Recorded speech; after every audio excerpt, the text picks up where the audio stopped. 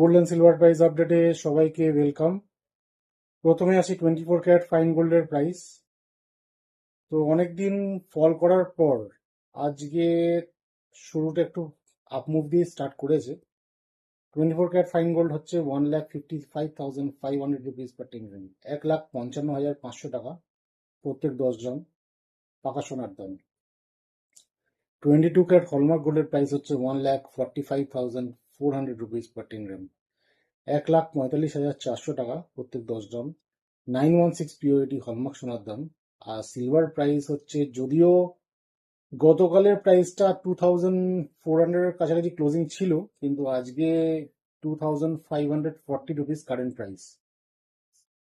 তো দেখা যাচ্ছে gold as well as silver দুটোই একটু রিকভারি করেছে, তবে এটা মনে হয় না খুব একটা স্টেবল রিকভারি মানে হবে বলে, বা হতেও পারে। আমি এই জন্যই কথাটা বলছি, এখান থেকে কন্টিনিউয়াস ফলের পর আজকে যেহেতু উঠেছে, দু একদিন ওঠার পর আবার ফল করবে না এরকম একটা কথা আমি বলতে পারছি না, কারণ একটা টার্গেট, লোয়ার সার্কিটের টার্গেট আছে। তো এটাই পরিষ্কার করে আমি বলতেও পারছি না কথাটা, সেটা কিছু টেকনিক্যাল কারণের জন্য। এনিওয়ে, আজকে গোল্ডেন সিলভার প্রাইস আপডেটে এত অবধি। আগামীকাল আসছে আবার নতুন গোল্ডেন সিলভার প্রাইস আপডেটে।